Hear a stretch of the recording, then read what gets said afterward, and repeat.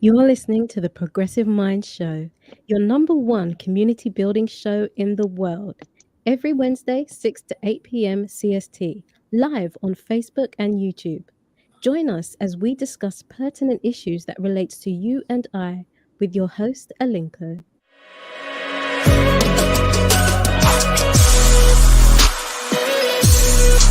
Very talented young people who have decided to follow.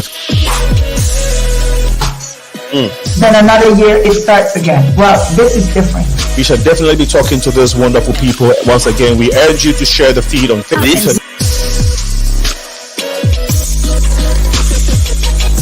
Hi there, I'm Faida, and today we're going to be talking about the African diaspora in Mexico.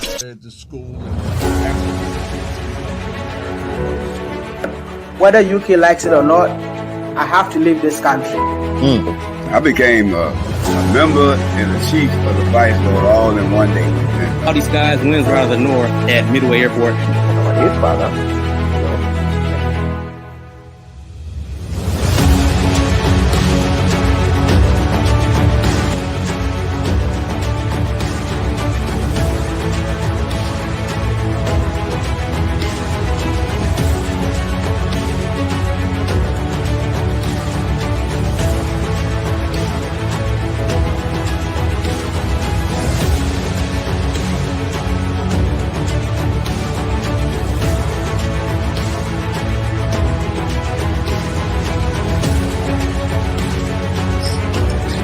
Rising beats. Okay, kids, we have had to come to an end of this beautiful set. We are tired. It's not about this. This is the inside account of a week that brought the Rainbow Nation to its knees. Right, essentially trying to inculcate into this.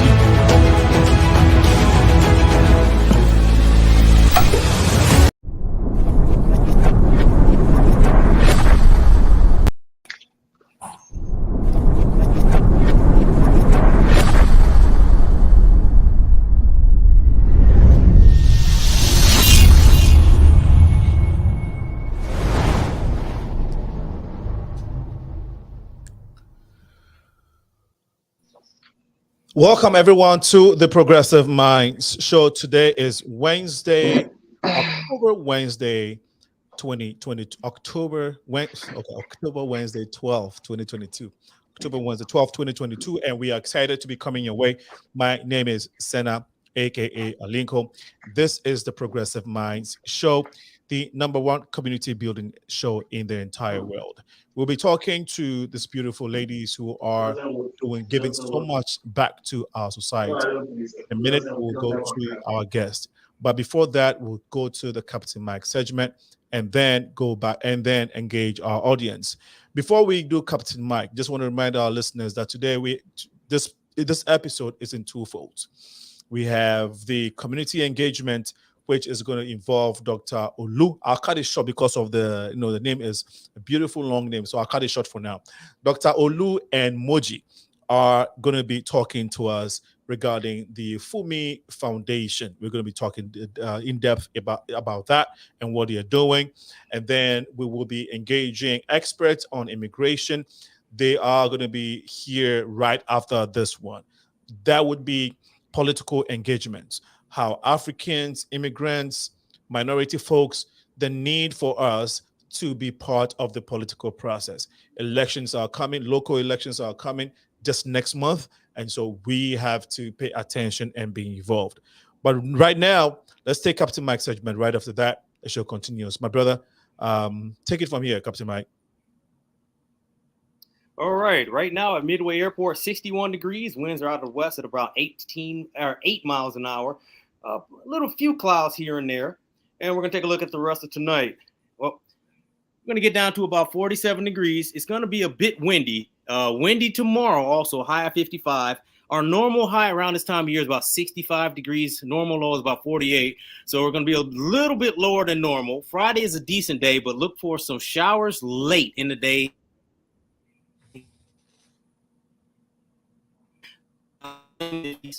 Sunday, We're going to get up to about 57 degrees and low over 40s.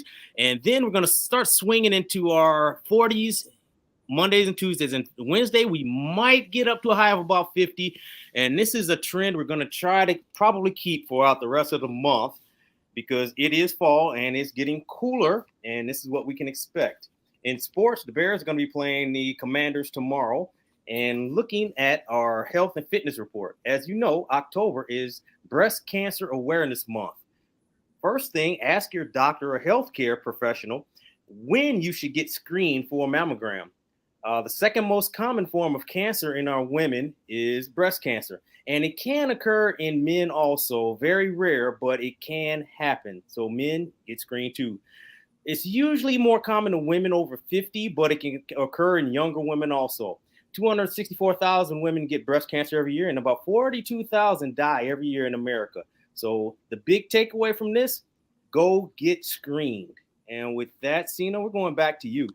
Thank you so much, brother, for get the updates. We're excited to be talking to those two wonderful ladies regarding their community engagements. They are giving back to our communities. Captain Mike, we are looking forward to seeing you next week. I know the airline industry it's picking up. Everything is back to normal.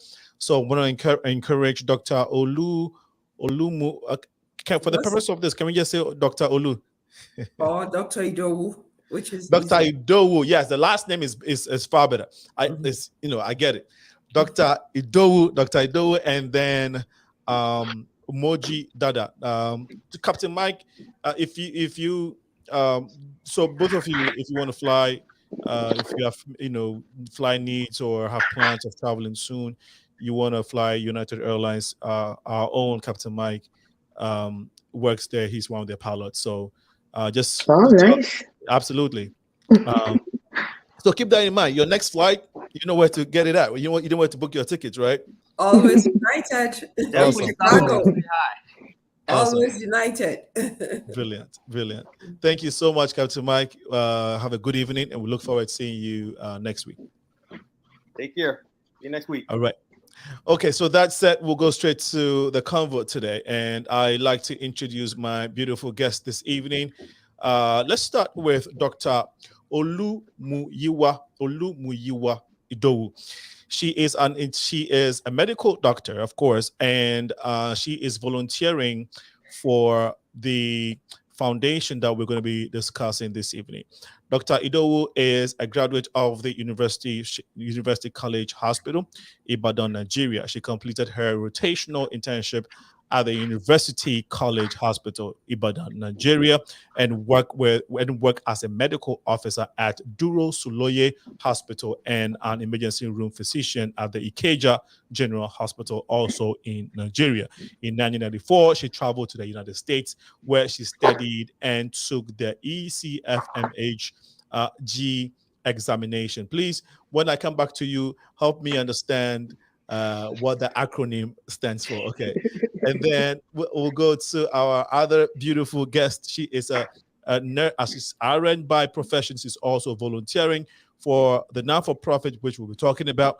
She is MOJI DADA. She's married with 2 beautiful children. She is, of course, RN registered. She is an RN with the University of Chicago Medical Center for 6 years. She currently works as a case manager, and she's been volunteering with FAF for about 4 years. She also volunteers as a nurse on the team, administrating medications, checking vital signs, and teaching health education. Once again, my beautiful African queens, you're welcome to the community building platform. Let's start with Dr. IDOWU. Our audience got to know a little bit about you outside your medical profession. What do you like to engage in? Who is Dr. Olumuyiwa IDOWU? I'm challenging myself. By the time we get through this show, I'll be excellent. I can see that. Outside, practicing medicine, I'm a Christian. I go to church. But one thing that I like to do as well, I like to go on discover new places. Okay. So I like to travel a lot, which I do. take time off to travel to discover new places. Which new place have you discovered so far? This year I went to Morocco. Okay. What did you not know about Morocco that you found out, which you want to share? Something very simple and interesting.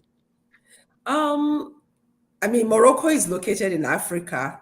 So, if you look at other African countries, they're plagued with a lot of problems.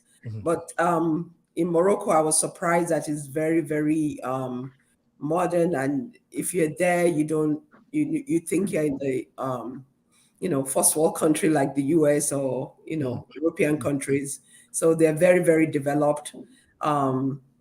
So that's a good thing. And the thing that I liked about them as well is that their culture is still very part of them. They're very entrenched in their culture. In their culture. And I think it's an African thing, right? Well, all races, everybody. I think if you go to Asia, you see them practicing it. Asians don't play with their culture. And I think that every society or every race is very proud of their culture, and so are Africans. So thank you for sharing that. That is very interesting that you talked about. And this is because, again, people say Morocco, Tunisia, the North Africans are close to Europe. So I guess the developmental mindset, right, affects those parts of Africa a lot. I don't know if that is a conversation that we want to have here. Of course not. Today we're going to be talking about health, but thank you so much for sharing that piece. MOJI, so Dr. IDOWU likes to travel. Dr. IDOWU, I know for sure you like to cook as well. Not really. Oh, okay. Not really. The first African woman I have no, met. she's I'm the second. She's the first, I'm the second. Okay, the first and second African woman and Nigerian woman who don't like to cook. Okay, that's fine. But your favorite dish, though, your favorite Nigerian dish, Dr. IDOWU? Amala and gbegiri. Amala and gbegiri. Great. And MOJI, she likes to travel, but outside your professional work, what are you going to watch the Bears play at Chicago or the Soldier Field, or going to what do you call it, Wrigley Field or something? So it's interesting you asked that question, and good evening, everyone. Outside of, work or career, definitely spending time with the boys. I have 2 boys and my husband, so I call them the boys. My husband hates that, but that's what I call them. We do a lot of sports activities. The boys are very involved with swimming, tennis, basketball, and soccer. So that kind of runs the week, basically. And then the weekend, I just put my leg up and we kind of interchange, myself and my husband, but, I do the buck during the week, and he does a buck on the weekends. And I love to travel as well. I've not outside of the United States so much for me, but more within the United States. I think this year, we went to, where did we go this year? Trying to remember now. I can't remember. Last year we went to California. I know Indianapolis is almost a yearly thing for us because we have family out there. So it's just a road trip. We went somewhere this year. I can't remember. Either way, I'm blanking out right now. But those are the things, I love to do. And cooking, I love to cook, but it's a lot of time. That's the problem with cooking, especially Nigerian meals. And God bless my mother. She lives with us, so she took up that role. So I get lazy in that department now. Okay, so for you, I know it's Amala and Igbere for Dr. Igbere. Begiri. Oh, Begiri. Begiri. Nice. How about you? I love that too. Literally when I go to Nigeria, especially on FUNMI ADEWOLE, myself and my girlfriend, we call it our trip. And other than the time when we volunteer, we scout out food places, just explore. So that's definitely number 1 on the list. Awesome. Igberi, is that it? Begiri. Amala and Begiri. Okay. So you got the Amala part. Yeah. Okay. So before we start the show, we want to establish something. that Ghana jollof is the best. Oh God, let's not start this again. Let's not do this Okay, all right. again. No, for the purposes of the conversation, Nigeria jollof is the best for today. Okay, just for today. When we meet outside, okay, we'll deal with ourselves. When we meet outside, if that works for you, but we know which one is the best all the time. Okay, good. No, great to have you on the show. Very excited. When I see people trying to give back, we're calling this conversation community engagements. Africans giving back, Africans in diaspora giving back. Of course, you've done your giving back here and home, but we want to delve into what you've done here, and then what you're doing back home. The name of the organization that you represent or you work for, you're volunteering for, is the FUNMI ADEWOLE Foundation. FUNMI ADEWOLE Foundation. Dr. IDOWU, can you give us a brief background of what this organization, this organization is, and what they stand for? Okay.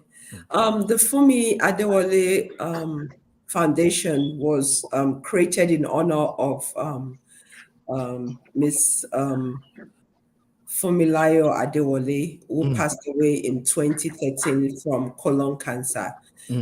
Before then, she normally travels to Nigeria. She's a nurse, and she will, give free care while in Nigeria to people that are that cannot afford to take care of themselves medically. So when she passed away, her husband decided to continue the good work that she started, and formed this foundation, FUNMI ADEWOLE Foundation. So the FUNMI ADEWOLE Foundation was founded in 2013, and it's we do three things. One is colon cancer awareness, cancer awareness in general, but especially colon cancer, since FUNMI ADEWOLE passed away from colon cancer. The other one is education, to help people that cannot afford in a small way, to continue their education. And then the other thing that we do is to go back to Nigeria and do a medical mission where we see patients, screen them, take care of them, give them free medication. So we've been doing this now for several years. So that's what FUNMI ADEWOLE Foundation does. Thank you so much for giving us that understanding. So she, just want to get so folks that understand it, so and see if I can summarize it. She grew up. Did she grow up here, or she came here as just like you? She grew up in Nigeria. Okay. And then she relocated to the US in 1996. Wow. Okay. Yes, and it became a medical practitioner, and yes, while as well pastoring a church with her husband here in Chicago. In Chicago, she went back to school to study and became a nurse. Okay, yes. Awesome. And her husband is a pastor. Yes. And so what during her life here, she even before she became a colon. First of all, may her soul rest in peace, and our prayers go to her family. Before she became a colon cancer patient, was she already doing the FUNMI ADEWOLE, the FUNMI Foundation? Was this something that was in progress, or this was something that came after her death? I mean, sorry, it didn't come after her death. This is something that came during her sickness or her ailment. The foundation was founded after she passed on, but she was doing benevolent work. Kind of work. Okay. Before that. Awesome. So her husband named. Okay. So her husband did this. That's beautiful. And so the foundation has been in existence since 2010. 2013. 2013. Thanks for the correction. And so part of the work that has been done by the foundation has been in Chicago. Yes, with the colon cancer awareness. Okay, so if you say colon cancer awareness, how do you do that? Is it maybe you have a speaking engagement in the church, or you go out in the communities? Can you elaborate a little bit on how you go about the awareness? Yes, we give talks, I would say, in church about screening for colon cancer, the people that are at risk for colon cancer, making them aware, of what to look for as early signs of colon cancer, and then encouraging people to make sure that they get their colonoscopy or other form of screening for colon cancer. And we also joined the Colon Cancer Coalition in Chicago. They do works, like fundraising works, yeah. So we joined them as well to do that. Okay, great. MOJI is going to come in very soon because I know she's ready to give us some. MOJI, don't worry. I'm picking on you. I'm picking on you because you in particular insisted that Nigeria Jollof has to win the day. So today it's me. The fight is between me and you. Dr. IDOWU is innocent. Please. But Dr. IDOWU, so at what point in time did you join FAF? From the beginning, because FUNMI was my friend, and yeah, from the beginning, right from the onset. Right. Yes.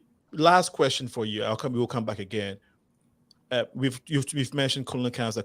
Yes, everybody can Google it, but as a medical doctor, give us a brief background of what colon cancer is, what causes it, and what happens to you when you catch it or when it attacks you. So colon, I mean, we all know that the colon is part of our intestine, and colon cancer is a growth. It can occur in any part of the intestine where it continues to grow, and sometimes it grows to cause obstruction of the intestine. That is how people will know that they have it, or sometimes it will, go to other parts of your body even before you realize that you have the cancer. It's common in people 50 and over, but we know now that it's been happening, especially in Black people at an earlier age. So the screening has actually been moved down to 45. So anybody that is 45 and over need to be screened for colon cancer.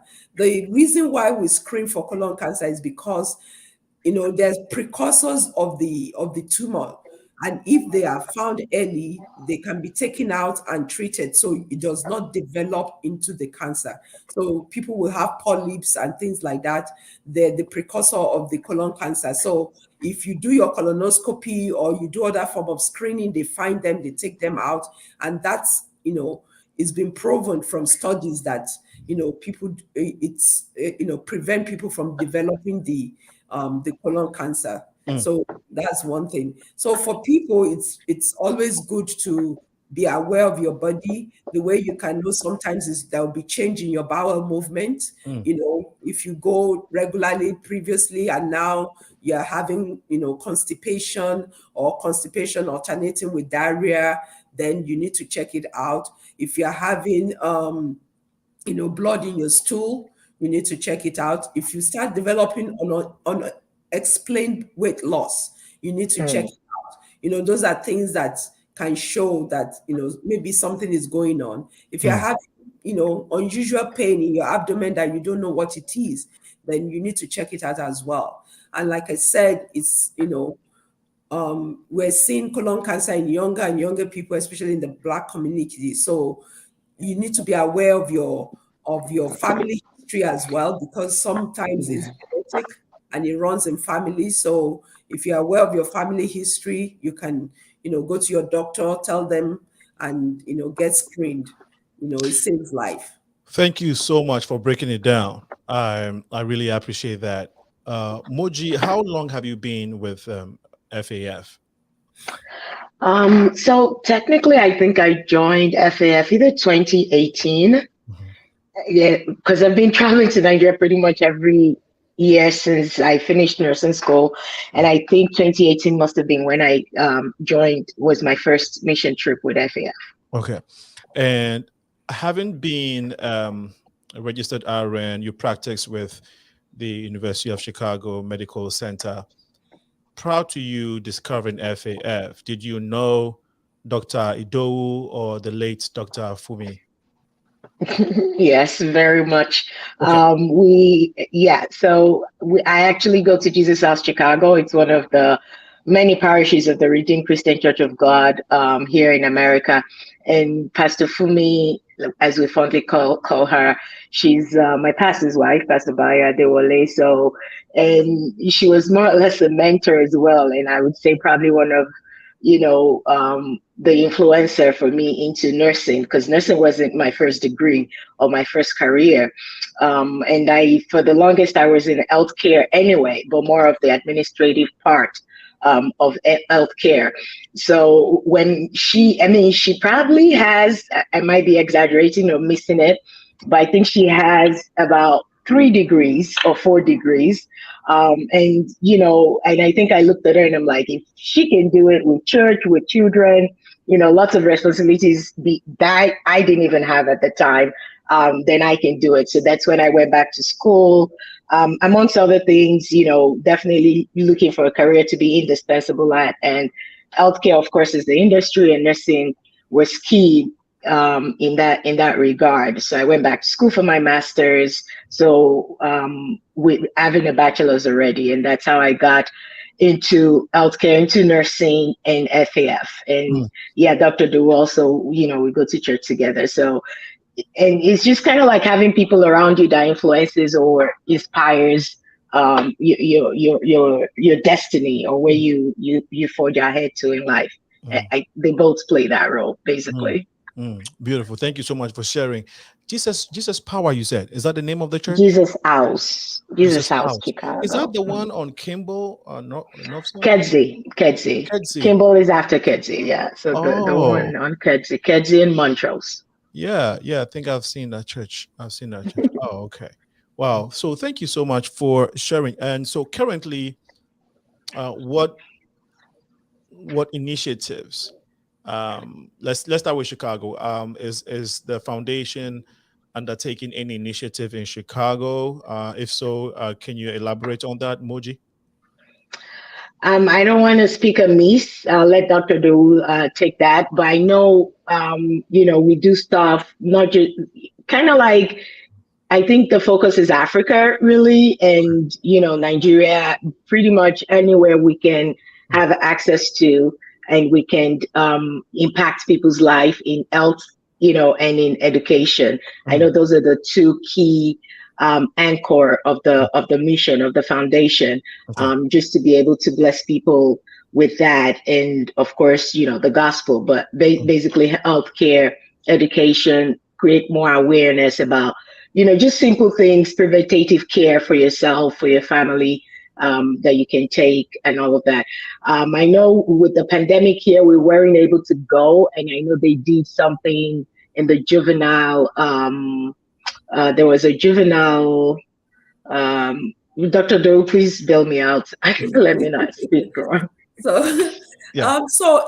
in Chicago, what we do mostly is sell, education on colon cancer and other form of cancer. We just trying to educate people and letting them know that they could be screened, and letting them know which of the cancers that you get screened for that saves life. Is that in like public schools? No, we don't go to public school. We do mostly in churches. In other churches. In our church, and we've done in other churches as well. Okay, but mostly education on cancer screening.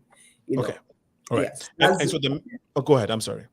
Yes, that's the majority of what we do here is. Here it will be that. Okay. Yes. And so the need, you will say where there is grave need for this, you would say is in Nigeria back home, and so that's where you focus most of the attention and the resources, because the resources are scarce. It's not like you have 20 million sitting there. So the small money you collect, you take it to Nigeria, you take it to the villages, and then help the people who are not aware. Is that correct?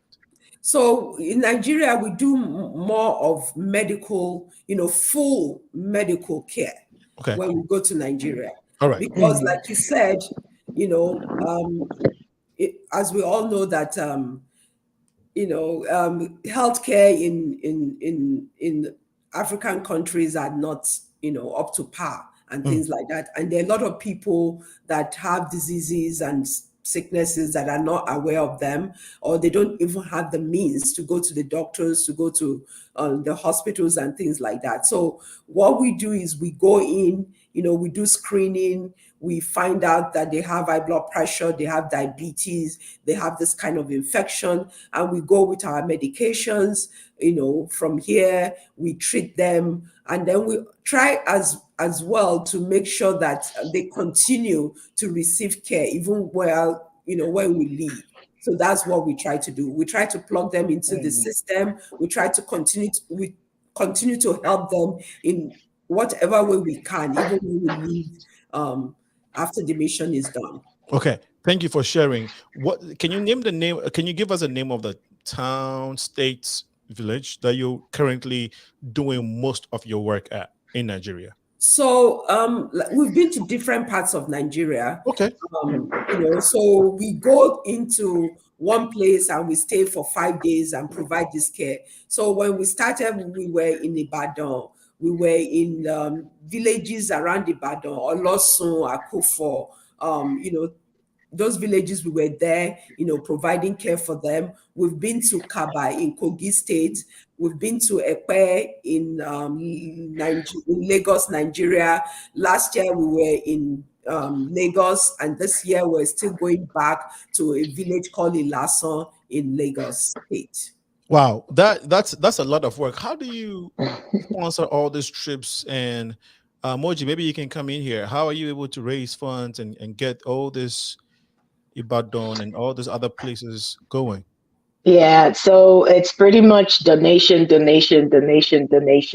mean, every dollar matters, every every amount, any amount at all, it counts towards everything that we do. Thank God for Pastor Bayo and it kind of like the group of people that oversees or work in the background just to make everything work smoothly. The medication in itself, it's a lot of money, and we get them here in America.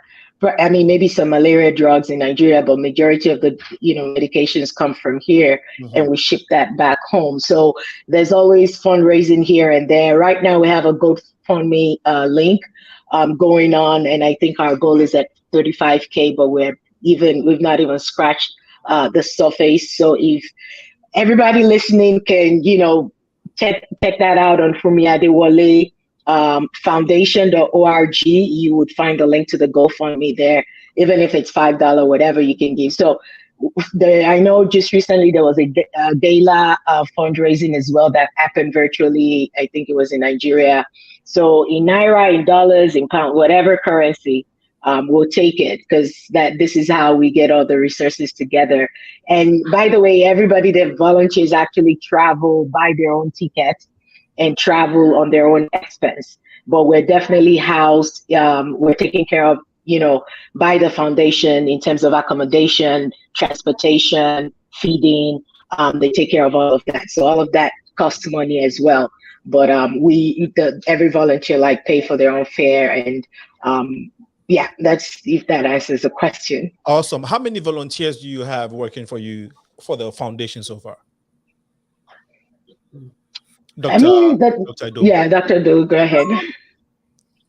Here at least we have, over the years of people that have volunteered, that have gone on the trips, we'll have over 50 people. 50 people. But so currently, how many people are active apart from MOJI? Currently, maybe about 30 people are going to Nigeria in a week. So in a week, you're taking a trip to Nigeria? Yes. What state? We're going to Ilasan in Lagos State. Okay.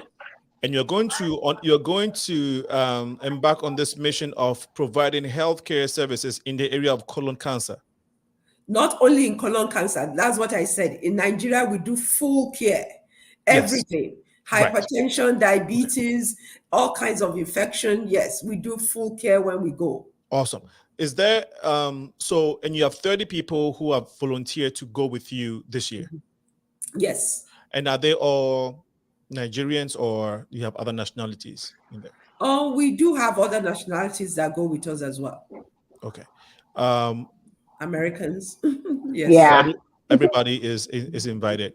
Yes. Yes. Okay. So, but majority are Nigerians. Yes. Wow. So, Moji, are you recruiting more people to join, and how are you doing that? It's interesting you say that. Word of mouth, really. I have a colleague at work. She's on the administrative side of healthcare, and literally, this is my vacation from work every year. God has blessed me so much with that since I started at University of Chicago. Any manager I've worked with knows, oh, initially it was in April we go, and then with the pandemic, it's been October the last 2 years, and then this year. So any manager working with me knows, oh, MOJI's annual vacation is blocked out for this trip to Nigeria. So I talk about it, and my coworker knows already, and she's actually white. She's Caucasian. She's never traveled outside of the country, and literally she was just telling me maybe a week ago or there about Monday, I can't even remember. Like, I want to do this. I really like that you do this. I'm like, yeah, sure, you can come, and she's like, but what would I do? I'm like, there's registration, there's administrative things. You'd be surprised. You'll find something to do. So you don't have to feel like, oh, I don't have expertise as a doctor or as a nurse or pharmacist or nurse practitioner, or, and then I can't come. No, I mean, almost all of our other friends from church, from all over, you always find something to do. There is need to organize the place, get the people, coordinate them so that everything goes smoothly each day. So there's registration as well. That's how we kind of keep our database going, and we know how many people we've seen, get their information for follow-ups, those kind of things. So yeah, word of mouth. We make noise on Facebook, on Instagram, our WhatsApp statuses, just telling our friends out there. So I'm looking forward to my coworker coming with me next year. I'm like, yeah, we have to get our tickets soon. Awesome. Thanks for sharing, Moji. Yeah. And how has the local government supports, including the local people, been so far with your experience with FAF? You mean in Nigeria? Yes. When you go there, how was the local support from the government and from the people themselves? Because what I'm trying to get to is, are there challenges on the ground? I mean, I feel like with anything, there's always challenge, right? Okay, if there are challenges, let's hear it. I mean, basically, I guess the awareness, to be out there and kind of like having the support and more resources. We partner with, the Redeemed Christian Church of God. There's so many friends of the family, the ADEWOLE family that also, partners with the foundation, or they're part of the contributing party of the foundation. And I think we're doing this really, and even much more. We're trying to get that awareness even to that level and beyond, where we can local, state, federal, we can create that awareness and be more, productive or meaningful even in this role. So some of the challenges is security, but by the grace of God, we're secured. Nothing happens every time, at least personally, and I know even with everybody else that we've gone, we always go, together, and we come back to the hotel together, and everybody has been safe. We've not had any reason to be worried about anyone. Okay. So yeah, that would be area of challenge, just being able to get as much resources as you can, because there's more to do. There's, many lives to touch with this. Exactly. Thank you so much. You have been watching the Progressive Mind Show this evening, and we are talking about Africans giving back, community engagements. So Africans in the diaspora giving back. And we have two members or two volunteers with the FUNMI ADEWOLE Foundation, who are embarking in a week to Nigeria again to provide medical services to people who are not fortunate to get all these medical facilities and resources that we have here in America. It's a sacrificial job, and it's always beautiful to see people giving back in a massive way. So if you want to help them, please share this feed as you're watching it so that people can get to know what they're doing and support them. The The GoFundMe information is on the screen. Elizabeth Modupe put it up. Please consider making a donation to the current GoFundMe for FAF Foundation. Thank you so much, Elizabeth, for sending that information. John says, great initiative. John, thank you so much for joining the feed.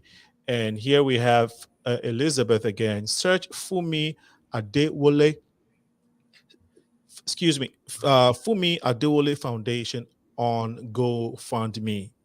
FUNMI ADEWOLE Foundation GoFundMe, and you should be able to help. If you can't go, your dollar can go, your naira can go, any kind of currency can go. So please support them as they do this to help humanity, and also in the beautiful memory of our dear sister whom we lost many years ago, FUNMI ADEWOLE. So your donation and your contribution to this is definitely helping humanity. And so we are encouraging you all to go on the website. Let me see if they have a website. Let's go to MOJI. MOJI, is there a website?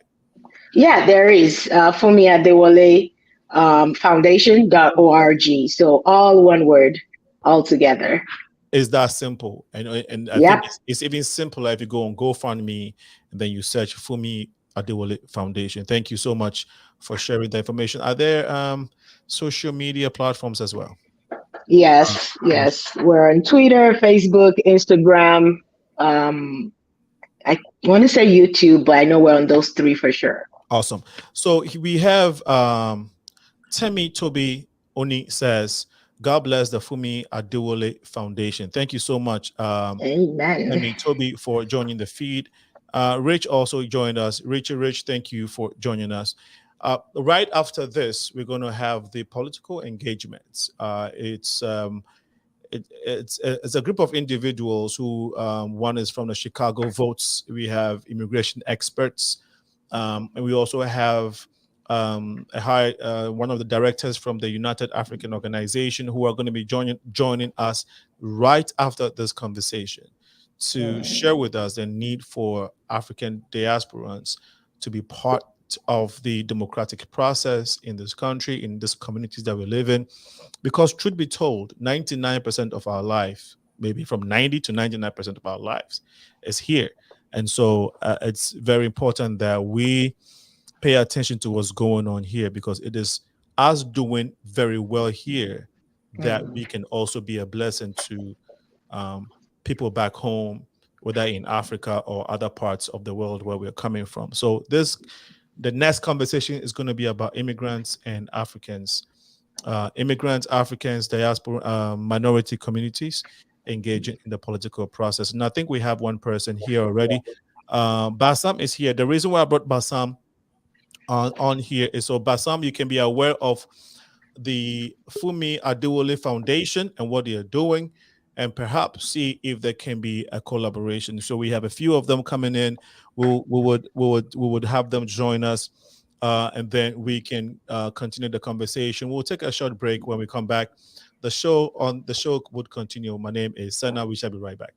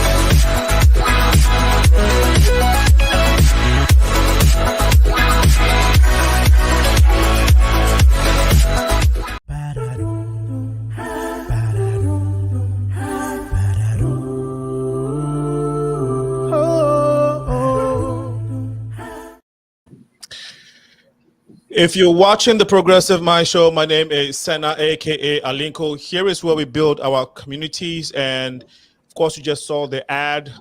Here we don't only have this very pertinent discussions. We also provide this services, this graphic services. So if you are interested in having your graphics, logos, business cards, brochures, and even your website done, website and apps, reach out to the Progressive Mind Show. At info.progressiveminds@gmail.com. info.progressiveminds@gmail.com, or go to our social media pages on Twitter, Facebook, Instagram, and shoot us a message. On Instagram, it's the Progressive Minds Show with plural. It's plural, Progressive Minds Show. Send us a message, whether it's an app, website, graphic work. We'll be more than happy to assist you at a very affordable price and give you quality work. We'll go back to the conversation, but before that, we have a caller on the line who wants to share, and I think we still have a few people that want to bring in. Mamadou, can you turn on your video because we can see you? If you come on, please turn on your video so we can see you, and make sure that your feed is your feed is accurate. Let's take this caller and then we can go to the conversation. Caller, can you please go ahead? Okay, looks like hold on one second. We need to adjust this. Hopefully you guys can hear him. Struggling here. We had a situation. Okay, so Joseph, can you go ahead?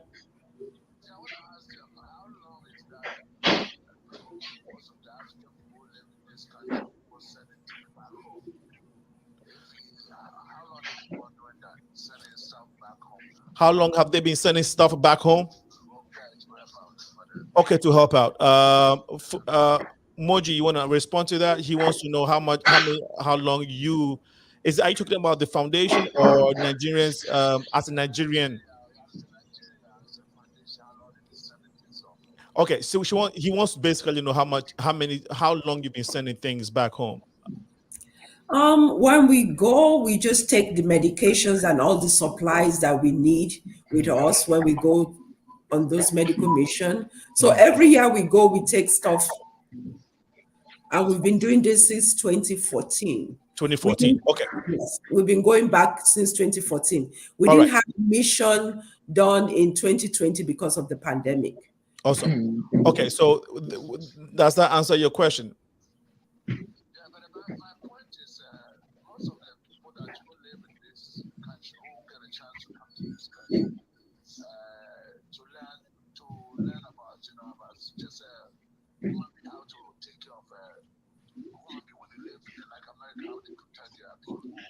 Uh-huh. So, my question is, most of the politicians in Africa, for you sending things back home, are you going to do it to your your children going to come and do it? Maybe your children will do it because they're born over here.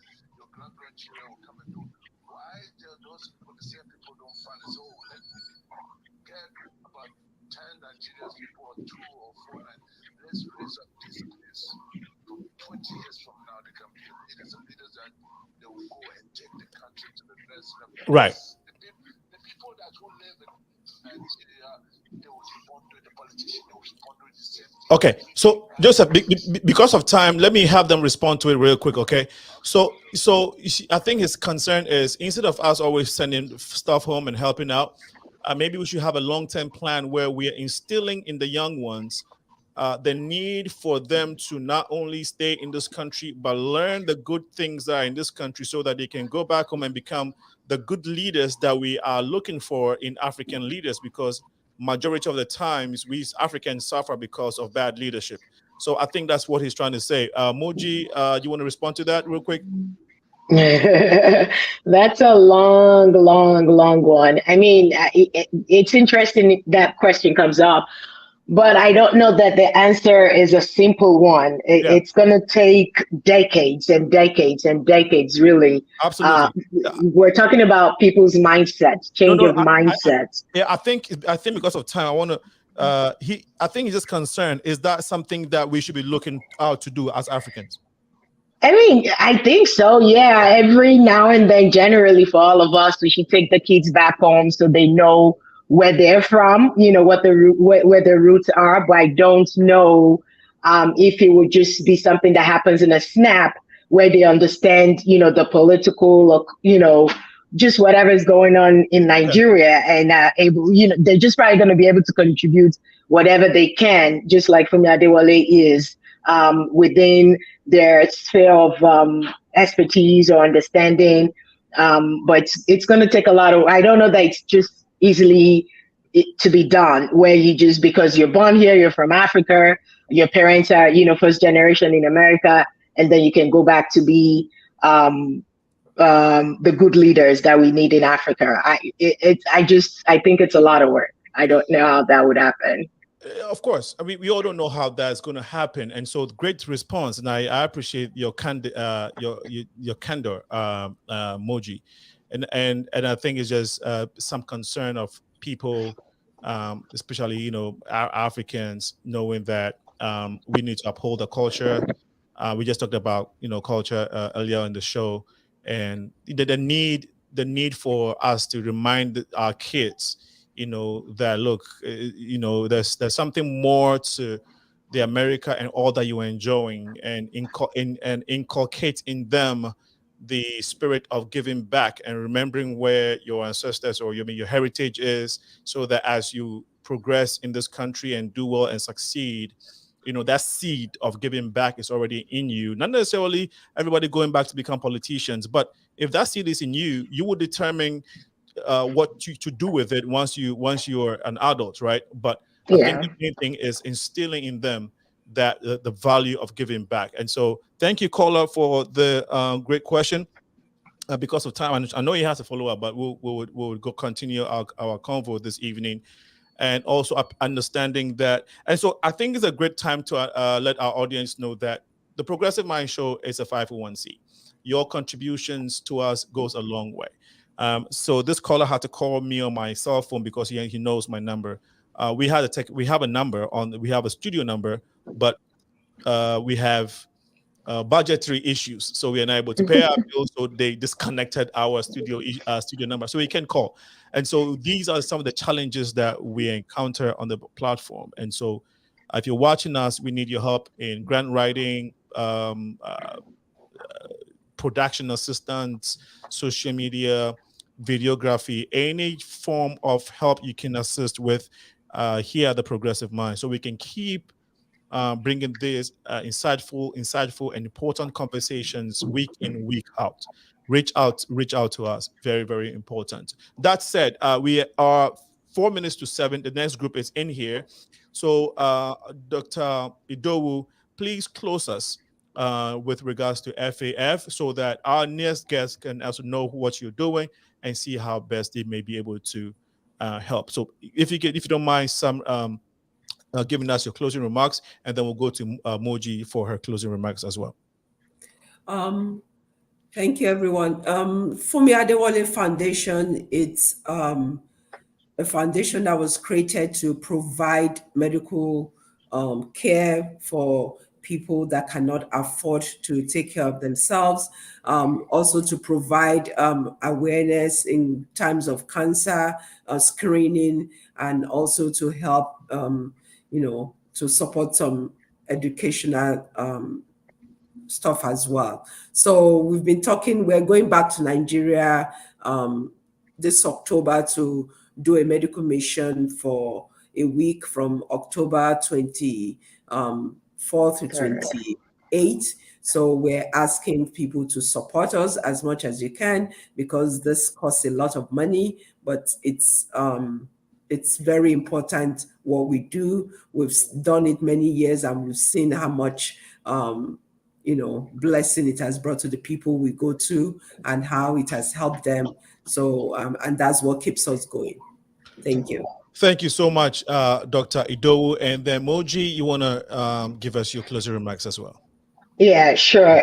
So yeah, I mean, even regarding volunteers, the more the better, the more the merrier is the word or the phrase out there. So as many that can still Maybe not for this year, but plan towards next year. And this is a good time to start thinking about it. Your accommodation is guaranteed. You're fed well, and protected security is guaranteed as well. So we will definitely love for as many people to join so that we can do this bigger and better. And definitely the donations will be awesome. To have FUNMI ADEWOLE Foundation is also a nonprofit organization, so we definitely, every dollar, every amount counts. And the good thing about it is we're not just talking about the money, and it makes it sound like, oh, they're just here to get people's money. When you see the changes, especially because of the way the program is set up to go back to the same location for a revisit and connecting them to community health centers in the area, their testimonies. You see people that you saw the year before, and they're doing way better. Their diabetes is well managed. Their high blood pressure. We do the vital signs in the triage section with the nurses, and we see these numbers, and we're like, how can somebody still be living and moving and walking around? In America, you'll be in the ICU with this type of numbers. So you would see those changes, and that would make it would gladden your heart. And that is why we're passionate about it, and we love to do this. And hopefully in the long term, we're able to affect mindset as well, like our caller was asking, and get the children also to be part of this, in the long run. Thank you. Yes, absolutely. Thank you so much, Dr. IDOWU and MOJI DADA from the FUNMI ADEWOLE Foundation. We are blessed to have you. Next is our guest we're going to be talking about political engagement. And so we want to have Alexander, can you twitch your phone sideways for us? We'll take this short break. When we come back, our previous guest will leave us, and then the next one will be taking charge of the conversation. So once again, Dr. IDOWU and MOJI DADA, we are blessed to have you, and we are rooting for the FAF Foundation. Please go on GoFundMe and support them so we can together impact our society. Thank you so much. We are blessed to have you. Look forward to working with you in the near future. Okay. Thank you very much. Thanks, Alinko. Thank you. Okay.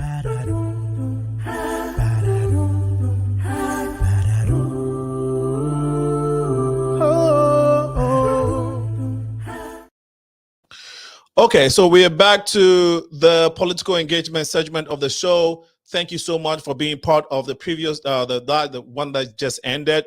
As you're watching, please keep sharing the feed, because what we're going to be talking about is as important as the first one. And so we'll go straight to our audience. Our guest this evening. We have Bassem Kawar. Bassem, it would introduce himself in a little bit. And we also have Mamoudou Niang. He works with United Africa Organization. Here is, for those who don't know who Mamoudou is, here is Mamoudou. And then we just introduced Bassem Kawar, gentlemen, and we have Alexander Chicago Votes. Alexander is here, and then Fasika, who is a regular on this platform. She's also with United Africa Organization. So, ladies and gentlemen, you're welcome once again. Let's start with Alexander from Chicago Vote. A brief background of who you are, your organization, and then we go to Fasika. Sure. Hello, everybody. My name is Alex, or Alexandria. I'm with Chicago Votes. We are a nonpartisan, nonprofit organization working to put political power in the hands of young people. Thank you so much for a brief intro. Fasika. Good evening, everybody. Fasika Alam with the United African Organization. For those that don't know, we are a Chicago-based non-for-profit that supports Black immigrants across the state of Illinois, particularly our most vulnerable. Thank you so much. Right. And then Mamoudou Niang. My name is Mamoudou Niang. I'm with the United Africa Organization. At the same time, a fellow with the democracy work with ICER. Yeah. Thank you for joining us this evening. And then lastly, Bassem. Hey, Nico, thank you so much for having me. Bassem Kawar, the political director with the Illinois Coalition for Immigrant and Refugee Rights. We're a statewide coalition that advocates and supports the empowerment of immigrants across the state of Illinois. How long has your organization been in existence for? Good question. We just celebrated our 35th anniversary last year, so we've been around for about 36 years. Great. Thanks for sharing that. And so you told us in a snippet what your organization stands for. And so maybe if you can just walk us through a few details. So the election is coming up next month. Your organization has a team that goes into communities and educates immigrants, minority folks. How do you go about it?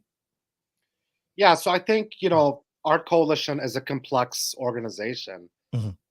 That's a true coalition with over 128 members across the state. While some of our work focuses on services to make sure that the immediate needs of our communities are being met, that our services that our communities are deserving the services that they deserve, we also know that everything falls back. The backbone of everything that we want at the state level is based on our political work, our advocacy, and our get out the vote efforts. So what does our GOTV work look like? Every 2 years since 2002, so this is the 10th election cycle that we run our democracy project, which is a coalition of our partners that we bring together. So 20 organizations that are ICER members from across the state come together for this project that historically is anywhere between 22 to 18 week long. And the focus of this program is to go out in communities, recruit volunteers, recruit a base, and go out and talk to our community members, the most vulnerable. I've heard that term being used earlier, but also the chunk of our community that's not receiving any outreach from the Democratic Party, Republican Party, or any partisan campaign.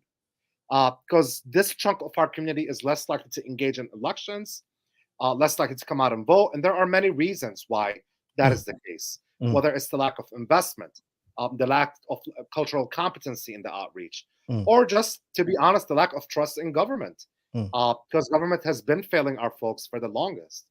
And what we do is we bring this education to the doors, to our communities, with our partners who are the trusted messengers that work in communities, not just the weeks leading up to election, but all year long engage our communities. And education is a big part of it. Building a base is the second part of it. But we believe and we know that our work starts the day after elections, does not end with elections. And I think that's the difference between the way we do our work and how other campaigns do it. Thank you for giving us a good understanding of your organization. I was going to ask, who are the main target audience?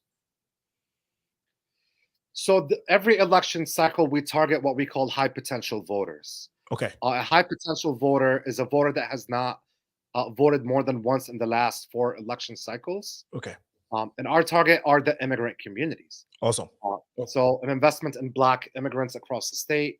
We target the Arab and Muslim voters, Polish immigrant voters, the Latinx voters, South Asian voters, Chinese voters, Korean voters. And we target them in one of the most competent ways through their trusted community organizations and languages that they speak.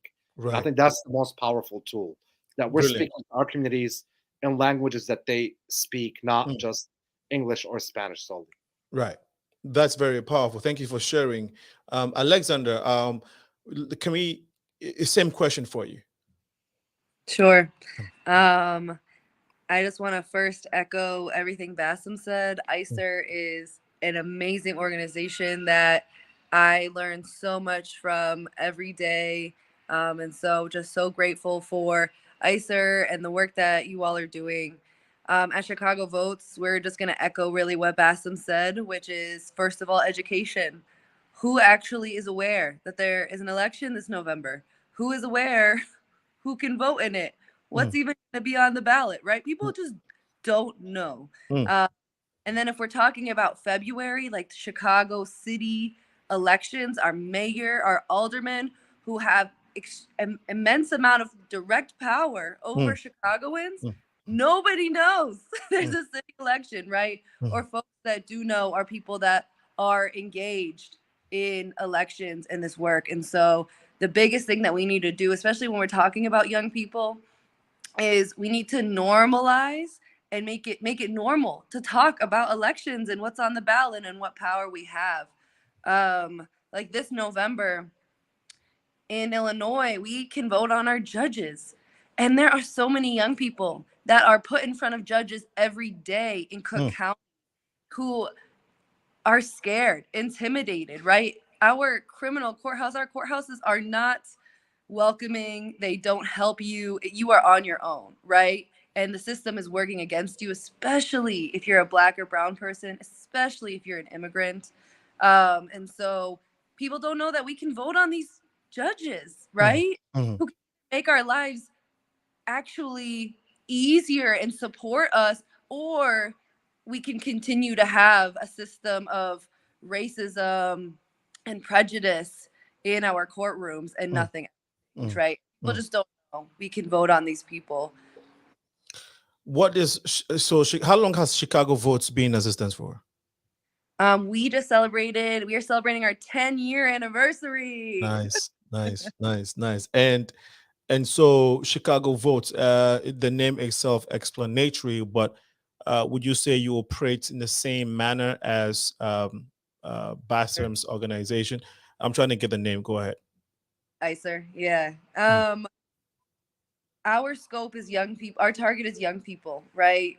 First-time voters, people that are first coming into learning how to work with our democratic system, but it's not just voters, right? We are not just going to talk about voting. We're going to talk about the whole democratic process. How do laws get made? What happens if a law is passed and it's not implemented, right? What is the point of laws and who's writing them? And it should be young people. And even if you can't vote or you're not of age yet, you should know what's going on our state policy level and our city policy level, because you have a voice in it and you can make change in a space that's usually very quiet and no one is disrupting at all. Thank you for sharing. Fasika, what I wanted to ask you is, what has been your observation? You've been with United Africa, OAU for some time. United African Organization for some time.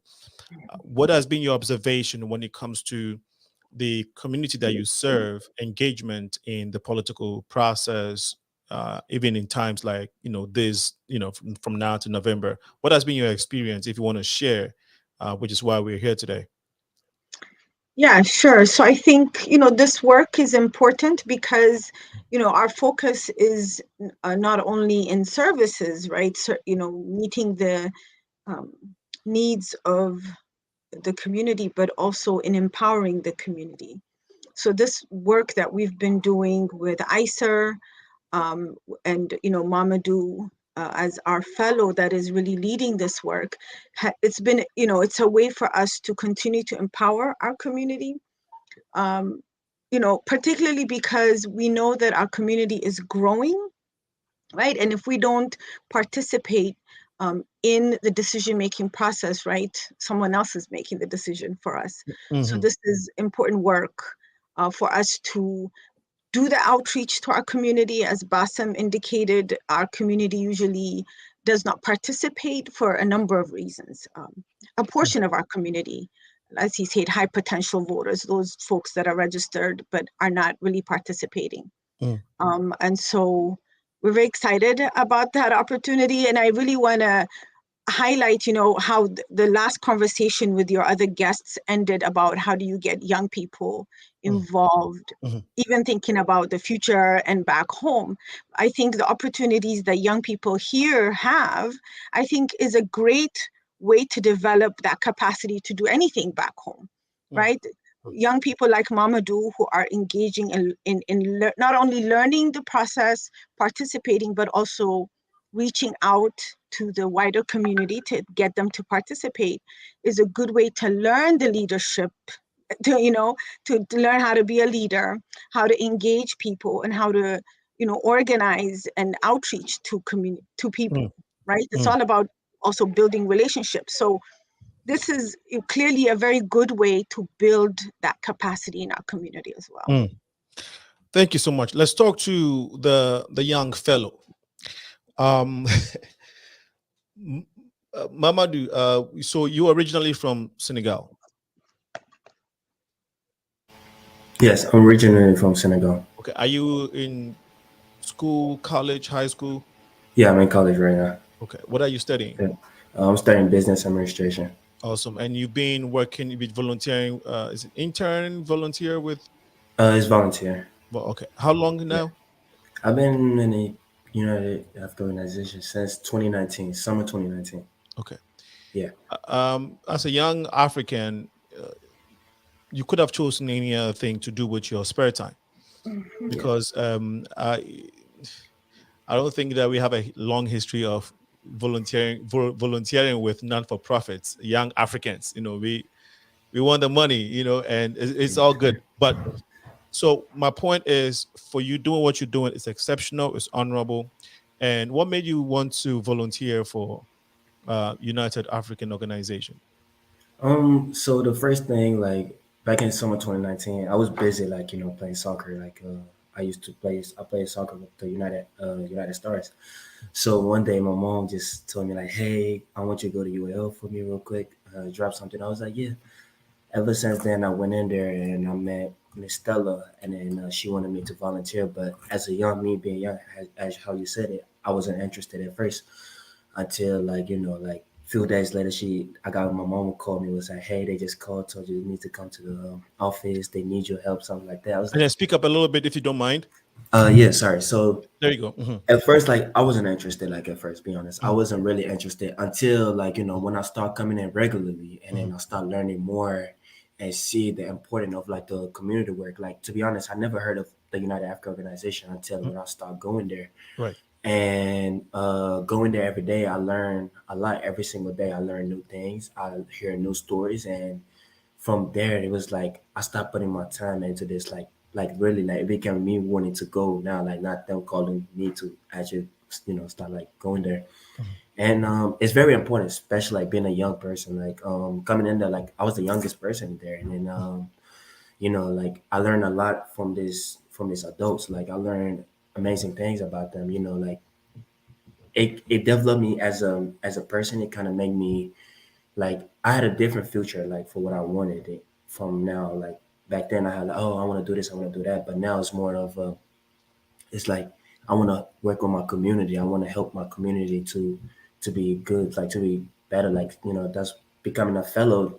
It also allowed me to also start doing more there, like, knocking doors and phone calling, like, trying to get people to come vote. And it's just important. Like, as, like, I want to say a lot, but it's just, to me, it's just important. And then I want to encourage a lot of young people to, like, a lot of young African people, to start coming and volunteering more and start helping their community, because we are the future, like, of this organization. So it's like, now is like the time to really start to, learning these skills and get to working with the community, and also trying to change a lot of, like, African voters' mindsets, because, like, a lot of them, when you talk about politics, it's most about politics in Africa.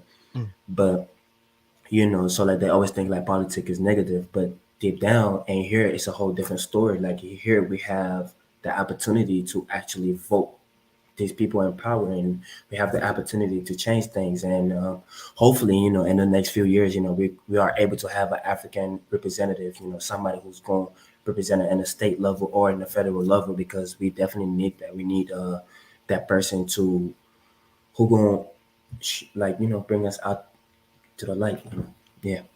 It's very powerful. You've spoken a lot of wisdom, and I really appreciate your level of intelligence, understanding, and compassion, because it takes a lot to be in these realms and to be able to do that. So Mamadou for state rep, there you go. Bassem just elected you, and so we would Look, we are looking at one. You made a very great point, because we don't have one. We don't have one. And a lot of times, interesting. And this is why I wish that majority African, young African professionals will be paying attention to this. A friend of mine reached out to me 3 weeks ago. He said, this guy, I know him, he's in the Ghanaian community. We hardly ever communicate, unless we meet somewhere. And then he meets me somewhere. Hey, Alinko, yeah, I've been looking for you to talk to you. There is this community, there's this place we want to be playing soccer at, but we need the lights, and we want to get some politician, we want to get the alderman or somebody to help us, and we want you to follow up and try and get somebody. I'm like, okay, that's fine, I'll do that. But then it struck me. I'm like, this is why we have to get involved, right? Because when Africans need things that are within our jurisdiction that we cannot necessarily get and provide for ourselves, a lot of times we need politicians, and then actually I just had a second incident a week ago.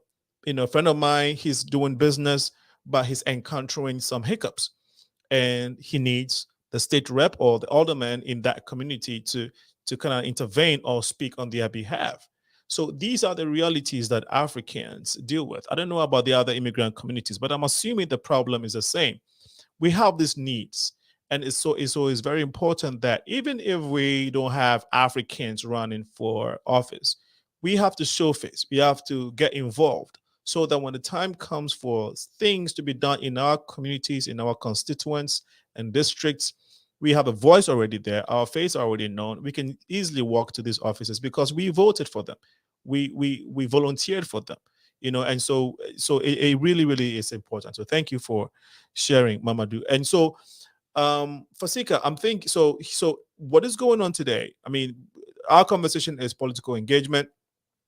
So ICER is coming together with Chicago Votes, with UAO to campaign or to send a message out to minority immigrant communities that, look, we have to be part of this conversation. Is that in a nutshell what we're doing today, Fasika? So the work that we're doing with ICER and several other ICER members, right, that each have a fellow that leads this work, is that we are, UAO is making an effort to reach out to the African voters, to Black immigrant voters, to encourage them to participate in the upcoming elections and to make a plan to do that. So we've been doing, Mamadou has been getting a lot of training around how to do this work. And we've been so he's been leading our door knocking activities, which is, us going, literally knocking on doors, right? Talking to Black immigrant voters, and also making phone calls to engage them, and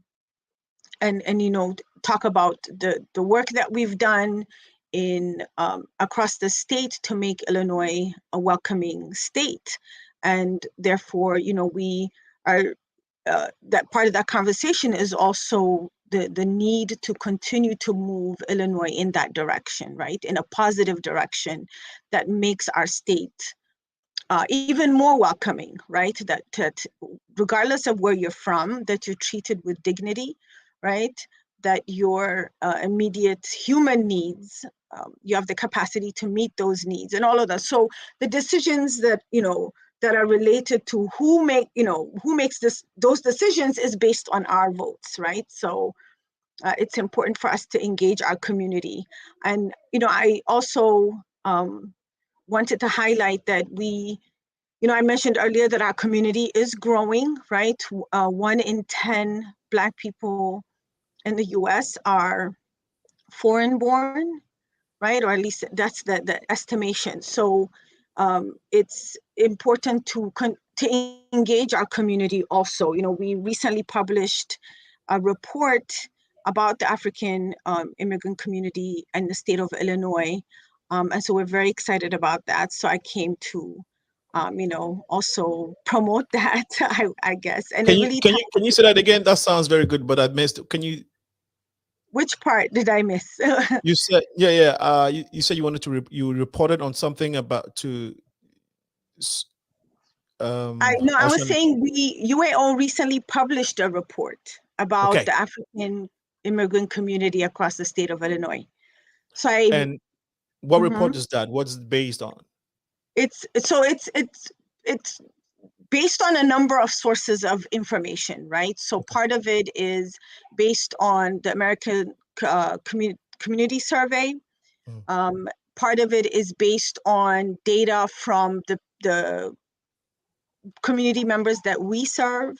Okay. And then part of it is also from conversations, one-on-one conversations with leaders, with community members, focus groups. So it's a combination of information from a variety of sources. All right. In that report, do you have data on, like, say, I know this is something that we've been struggling with, but perhaps you may have something when it comes to the population of Africans in Illinois? Okay, yes, we do. So and we think these are very conservative estimates, but based on the American Community Survey, it's estimated that there are at least 128,000 Africans across the state. Across the state, okay, that's a lot number. When we say Black immigrants, this count does include Black immigrants from the Caribbean, or at least majority Black countries in the Caribbean, like Jamaica, Haiti. It includes, beautiful. Yeah. Do you have that for Cook County and Chicago, or perhaps Alexandria? Okay, I just call you Alex. I've been advised to just call you Alex, so I'm not, So Alex, do you have numbers in that regard? Are you asking for the number? Sorry, I wanted Fasika to give us, if you have it, numbers in Cook County and Chicago, and then, but if you don't, I wanted Alex to help with that, if she has it. You go ahead. I don't have a number of specific Black immigrants. Okay. Bassem, do you perhaps have like some data on immigrants? I do. I have more data, Senna. Go ahead. So for the Chicago area, it's about 47,000 or so for Chicago. So we have it for different cities. So, but for the Chicago city proper, in the city of Chicago, about 47,000. That's a great number. Thank you so much for sharing. And Alex, so what is your Chicago Votes doing now? What are the challenges? Which communities are you targeting most, or any type of thing like that you want to share with us? Sure. And thank you, Fasika, for all of that information. Chicago Votes, we are targeting communities in Chicago that have specifically low young people voting. Not many young people are actually showing up. And so that is some neighborhoods on the far south side, like Roseland and Morgan Park. That's some southwest side neighborhoods like Inglewood, Back of the Yards, Gage Park, southeast like Woodlawn. And then we're also looking on the west side of Chicago, in like the Austin neighborhood, Greater Garfield Park, North Lawndale, Little Village areas. And so these are specific wards that we've identified that have low youth voter turnout. And so we have our Democracy Corps Fellowship of young fellows that are in these communities every week. They are engaging community college students. They are canvassing. They are talking to people. And we are getting people to pledge to vote, make a plan to vote, know when the election is, and then sign up to get our voter guide, right? So Bassem was talking about education is important, and education in different languages is important. And so Chicago Votes, we put out a voter guide every election. This election, our voter guide will go live very, very soon on our website. So if you have questions about who's running for governor and what their stances are, about our attorney general, some of our state offices, and then if you have no idea where to start when voting on judges and who to vote no on, please go to our voter guide, chicagovotes.com. Go to our vote center. If you are trying to be on the doors, make calls, send texts, show up to events to get young people out to vote, go to our website, chicagovotes.com. Go to get involved. And if you are interested in being someone who gets physical printed voter guides, we will be printing out thousands of voter guides. They will be in English in the printed version, and then we will have links on the voter guide to go to our website that has translated versions. Currently, we are working to translate our voter guide into Tagalog, Arabic, Cantonese, and Spanish. And so if you are interested in supporting us to translate our voter guide into more languages and helping us get this information to communities, please reach out to me. My email is just Alex, ALEX, @chicagovotes.com.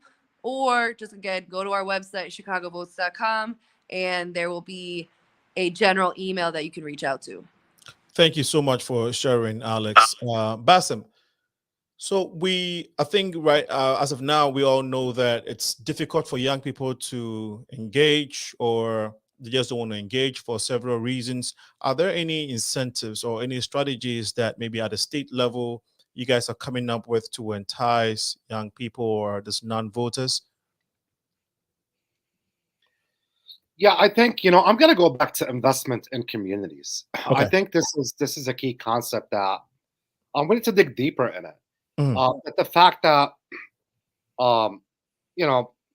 young people are part of the folks who we reach out to, but the broader immigrant community is where our specialty comes in through our electoral work and who we engage. But I think the concept that I want to focus on is investment.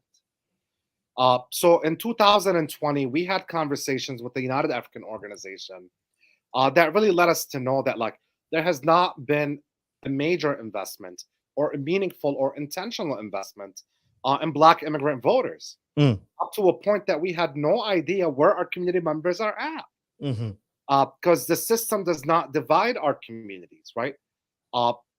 And that's an intentional investment through conversations with the United African Organization, that we were intentional to say, hey, we're going to go out, we're going to build national algorithms, national models to identify where the community is.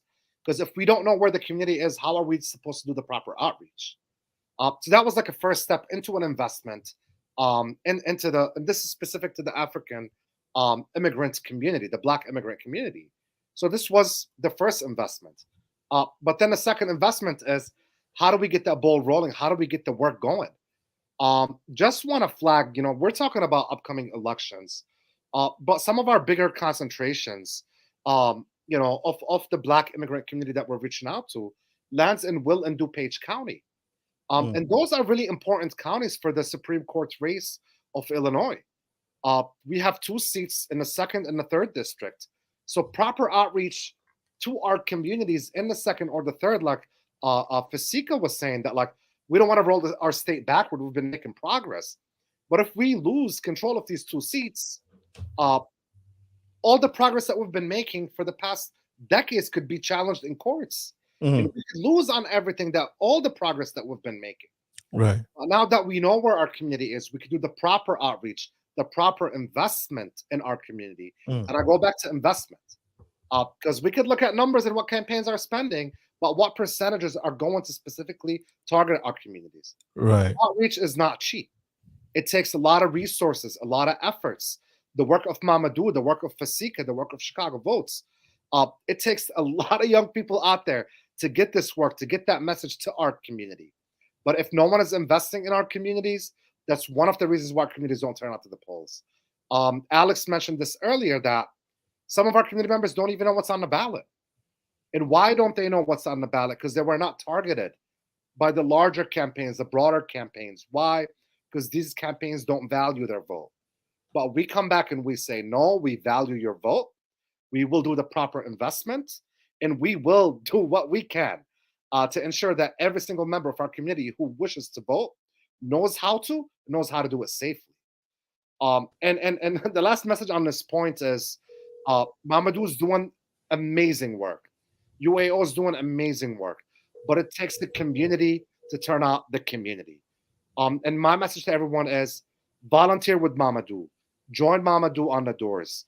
Join that United African organization in a phone bank or a canvas in the community, because that work is meaningful. This is what it takes.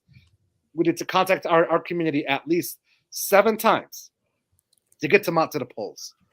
7 contacts equals a vote. And that's the work that we're committed to doing, that we're committed to doing. We have 26 days to make sure that that gets done, and it gets done properly to the standard that meets the standards of our community and what our community deserves. Awesome. Thank you so much for sharing, Bassem. If Mohammed is not going to go to the mountain, the mountain has to go to Mohammed, they say.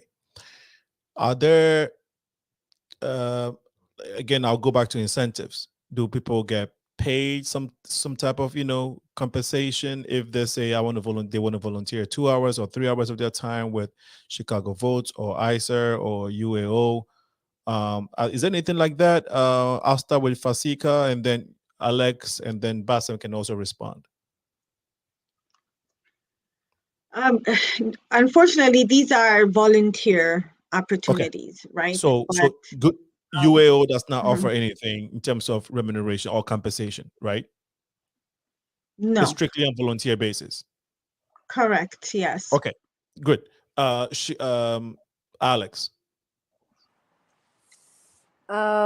We hold our Democracy Corps fellowships. Those are paid fellowships, and they will recruit all volunteers. So at this point, it's all volunteer opportunities. Okay. And we appreciate those folks. Awesome. Bassem. I want to start by saying the main incentive for our people is to build power. We are building power. This is our incentive. Okay. Similar to Chicago Votes, our Democracy Project fellows are paid opportunities. And we also have paid opportunities for phone banking. These are done over the weekends for an average of 8 hours a week. So we have 3 more weekends, and those are paid opportunities. Okay. Thank you. Thank you very much for giving us that understanding, so that everybody is not, so that when you're going in, you are going in for these reasons. Mamadou, I'm going to come to you in a little bit, but there are a few comments that I want us to look at. This is from Shaka Barak. He says, I don't recall any voter registrars at these events. Well, I think let's go back to the comment he made earlier. So these numbers are why Ephraim Martin and Patrick Woodhaw are so successful with the African and Caribbean festivals. He is referring to the numbers that you mentioned, Fasika, 100, and you said, if I heard you correctly, 148 something thousand of Africans in the state of Illinois, Black Africans and Caribbeans, right? Correct. Fasika. Yes, 128. Yes, 128,000 across the state. Right, and then in Chicago, you said 47,000. Yes, about yeah. Okay, great. Thank you so much again. And I think these numbers are very conservative, I would say, Sana, because we know a lot of people our community doesn't fully participate in the census or the American Community Survey. So if we participated, we would have a better counts, which would make it easier for us to. Yes. Yeah. So we just use these numbers as placeholders for now, based off the conversation we're having. Yes. And then Shaka Barak being a huge community activist, community leader, he has a track record. He's the leader of the Garviat Institute in Chicago, knows a lot about this thing. So he is saying, if this number is anything to go by, it makes sense why these festivals and others have been doing very well in Chicago. So if we can translate the energy that we use in these festivals into voting, can you imagine the impact that we're going to have? And I think that's a very great point. So Johnny Wu says, long time, Alinko, my work schedule doesn't allow me to watch your great show lately. I do watch the videos though. Thank you so much, Johnny Woods, very great supporter and great contributor. Thank you. You see, and then Shaka comes back to say, Afro Latinos and Caribbeans show up at the festivals, but there is no voter registration at these events. Voila. So I think that's the point that he's trying to make. Actually, we were there. We were there. We were at the Yes. African Fest this year, all 4 days doing voter registration. And I would say, how long have you been present at these festivals, UAO, Fasika?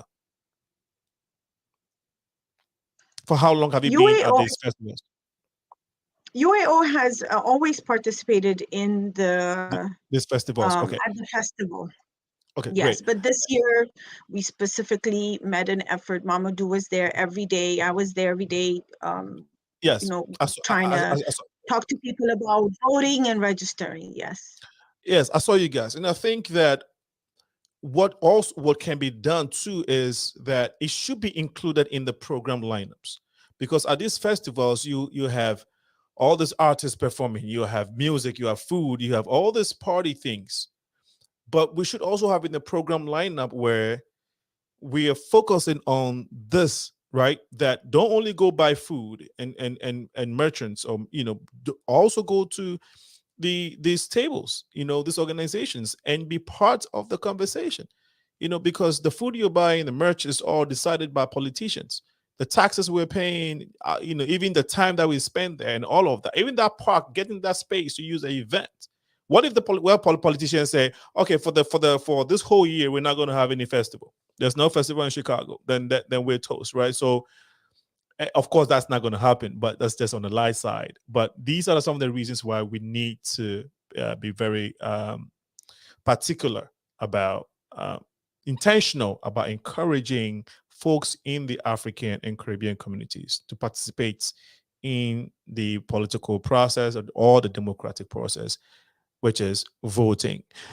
Mamadou, so you give a lot of information and advice to young people like you.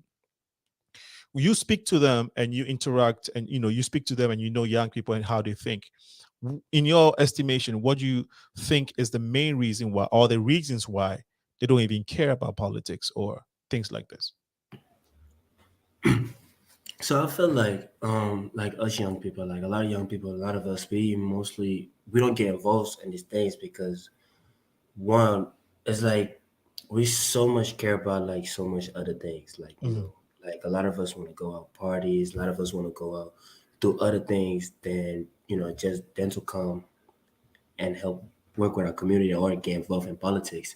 And it's some of us that actually cares, like they actually want to do it, and there's some of us who don't know, like a lot of these young people, like I said, do not know nothing about this, like they never learn about it. And I feel like it's up to the parents to teach these important things to their children, because like me, my mom forcing me to go there, it's like her telling me like, yo, you need to go do this because this is important, like go and help these people, like go and help your people and go help other people, and it's what we need to do more as a community in general, especially our parents, is to teach our kids and educate our kids, sit down and have conversation with our kids about politics, sit down and have a conversation with our kids, the importance of our community, the importance of coming together and just be one, because it's always like one thing I noticed, one thing like I really noticed is that like African community, we are so separated.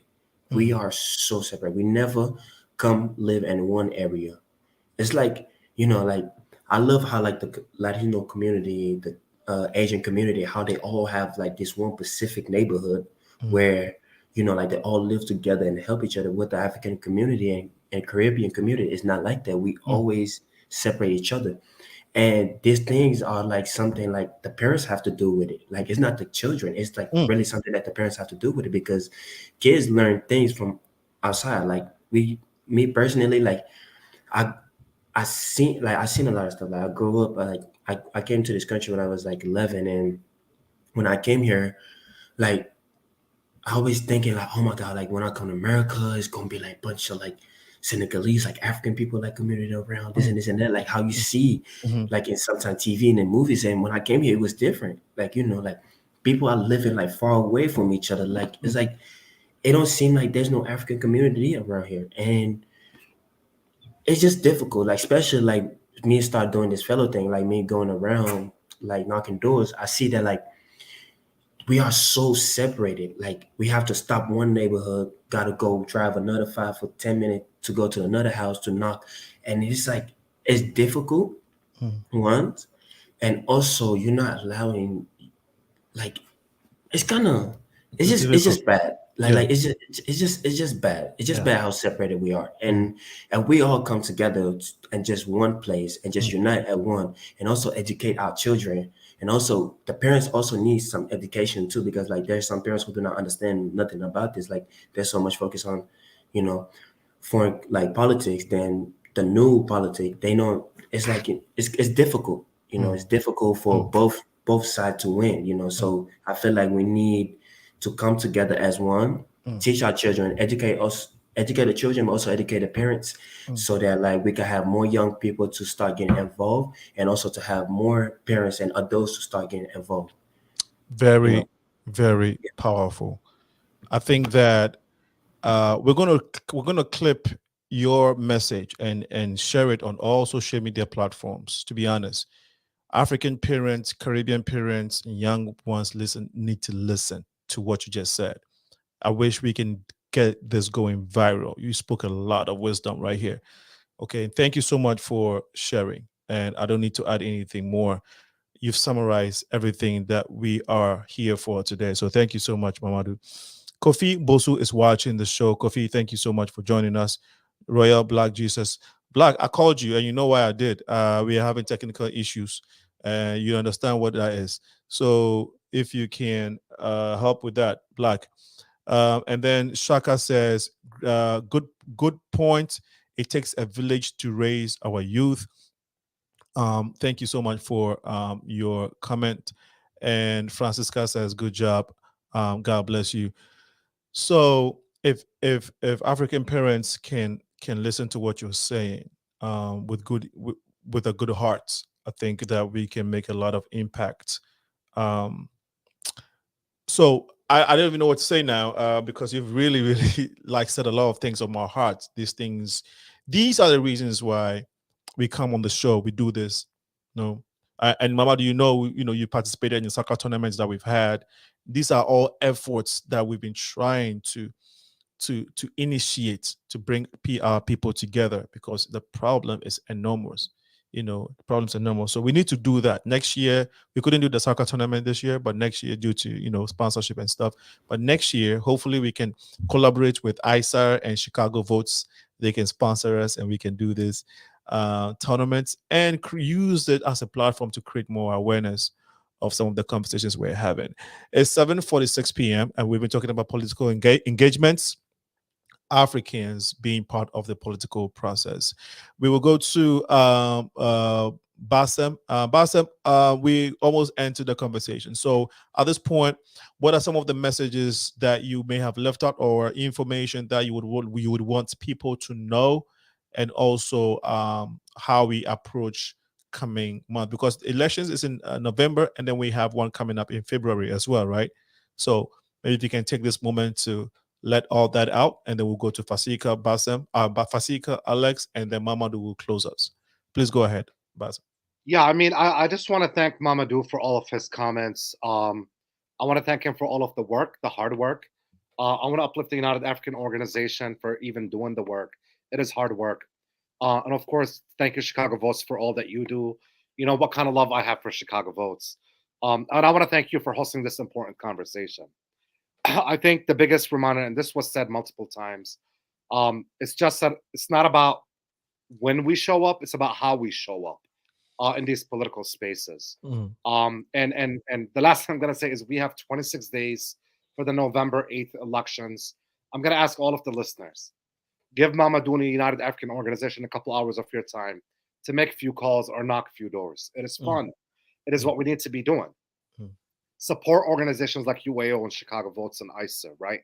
Because it's not about, the expertise our expertise comes from our communities.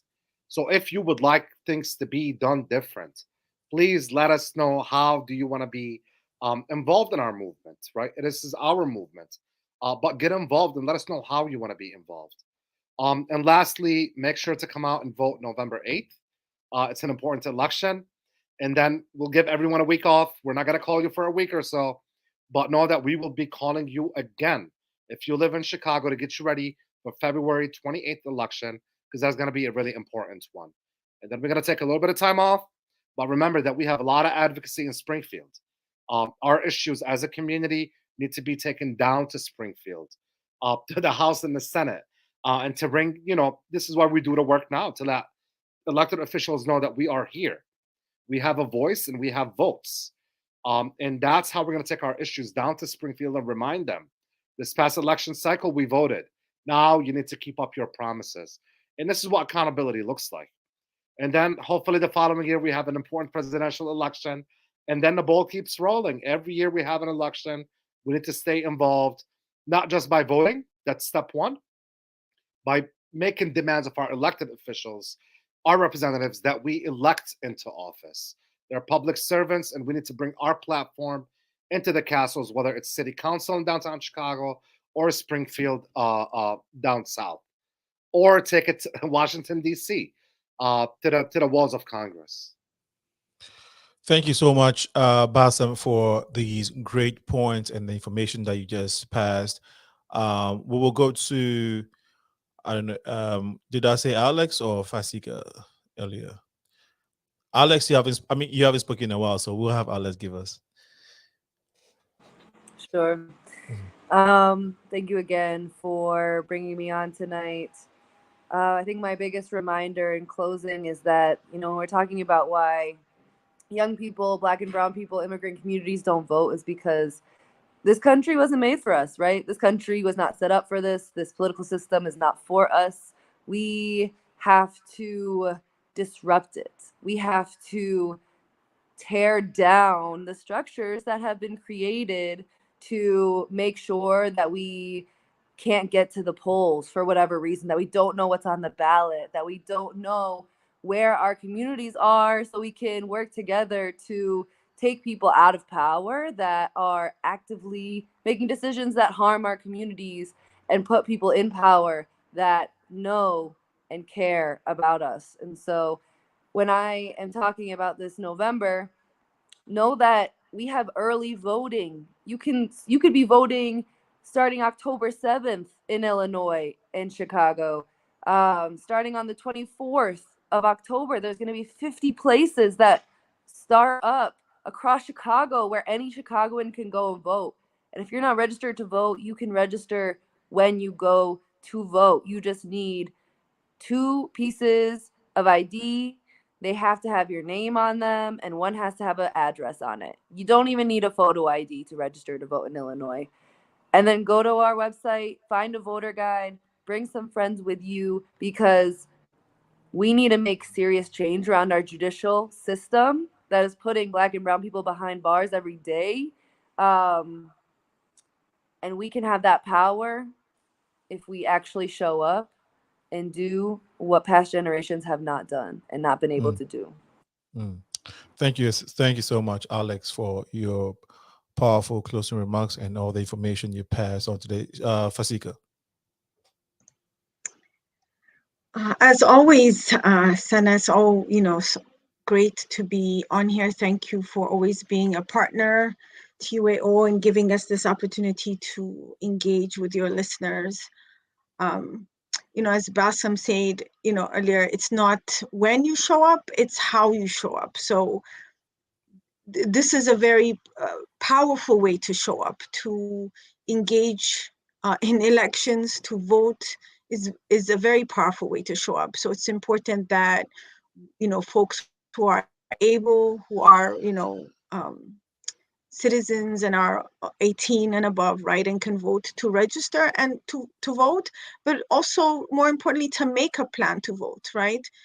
There are many ways that you can vote. You can do it in person, but you can also do early, as Alex was mentioning. So let's make a plan so that we can effect change that benefits our community. And then I also wanted to highlight that we do have an African person in office at the state. We have Senator Mike Sibbins, whose father is an Ethiopian immigrant. So I just want to highlight What is he that. running for? He's already in office in the is he the 7th district, Bassam, at the state level? He's a state senator, and he's yes, he's running for re-election. So awesome. Thank you for sharing that. Before I go to Mamadou, Fasika, why is there a need for Africans and Caribbeans, especially in Chicago, in Illinois, to participate, to be involved, to be involved in this process? Why? What is the need? Why? What is that particular reason why, or reasons why? So that, you know, the like I said earlier, the needs of the community are included, right? So when you vote for And I want you somebody, to mention. I want you to mention the needs. That is something that comes from the community. But Right. when an elected we have officials immigration see issues. the community, right, they're more likely to then work on policies that they know meet those needs. The needs of the immigrant community now, you know, is vast, right? Immigration, detention, and enforcement are big issues. The lack of access to resources, access to identification, access to health, right? What we want to see at the state level, for example, is healthcare for all, regardless of immigration status. So those decisions or those type of immigrant supportive policies can only come when we are part of that process, when we put people into office that see us and are also, you know, part of our communities. Right. Right. Okay. Same question for you and your closing remark. So, Mamadou, if you want to respond to the question that I asked Fasika earlier, if you don't remember, I can reiterate it, and then you close us and give us your closing remarks. Yeah, can you please repeat that again? Why should Africans be involved in this political process? What you're doing, going door to door, trying to get people to vote. Why is there a need for Africans to do so? In addition to that, anything that's on your heart that you have not shared that you want to add to your closing remarks, please go ahead. It's very important for us Africans to really go out to the polls. You know, like I think we have like one of the lowest, as like they said, we have one of the lowest rate, you know, to pull up of us people to come on to go to the poll to vote. Okay. And we need to change that, and we really need to change that. And I feel like as more we like us people, as African people, go out and vote, I feel like then as more we do that, we turn out this time like I guess like what it's like 128,000 people, you know, African in the state of Illinois. If we could get at least like 60% of that, or like 70 or up, I feel like we could change a lot. We could really change a lot. We could really show example to like others, like to our, especially those who can vote. We could really show it. We could, like, first of all, one thing, you don't have to like first of all, get to know the people who you get to elect. Number one, learn those people, understand, study them. Like, you know, don't just go to the poll or be like, oh, everybody vote for so and so, so I'm gonna vote. No, go out there and learn the person, like whoever the candidate, learn them, study them, and then make the right decision for you. But also, like Ms. Fasika said, you don't want nobody to make decisions for you. You want to make your own decisions. It's time for you, especially us Africans, it's time for us to make our own decision. We saw what happened in 2016 at the election in 2016. I was young, I couldn't vote, and I wish that I was old enough or had the right to go and vote, you know. So I just want all African community, parents, everybody who's eligible, who is a U.S. citizen, please go out and vote. It's very important. You know, it's not just for you. You're not doing it for yourself, but you are doing it for the youth, the African youth. You're also doing it for the young people for others, like, you know, undocumented people who are unable to vote. So, you know, just go out, just vote. Just go out and vote. Go to the poll. It's simple. Study your candidates and just go and vote, you know. Thank you so much for sharing once again, Mamadou. And I want to take this comment from Shaka Barak.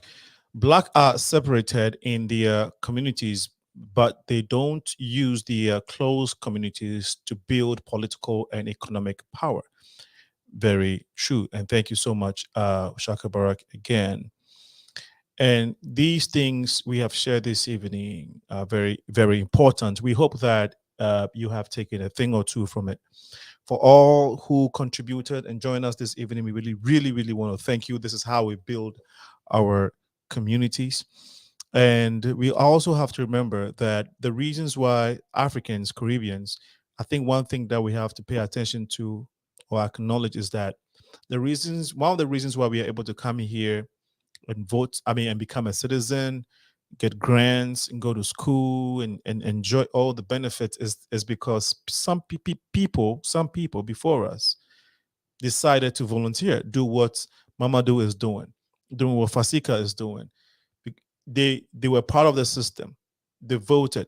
They changed laws. Because of their votes, laws were changed, laws were enhanced, laws were made so that now we are able to benefit off of everything or all the things that we are benefiting off of, right? So we also have to do something so that the children that are coming, and the less fortunate can also enjoy from the work that we have been privileged to partake in. On that note, we really want to thank Basam Kawar from ICER, Mamadou Niang from UAO, Fasika also from UAO, and Alex from Chicago Votes. Ladies and gentlemen, it's been wonderful. Thank you all for coming on the show. We're looking forward to doing this soon, and let's keep building our communities. Have a wonderful evening. Thank you. Good night. You're welcome. On that note, next week good we night. shall be here again building our communities. This has been a link up with the Progressive Mind Show. Please keep sharing the feed. It's on Facebook and YouTube as we speak. Remember, to whom much is given, much is required. And we shall be here next week, Wednesday, to continue building our communities through dialogue. Have a wonderful evening. God bless you. Bye-bye.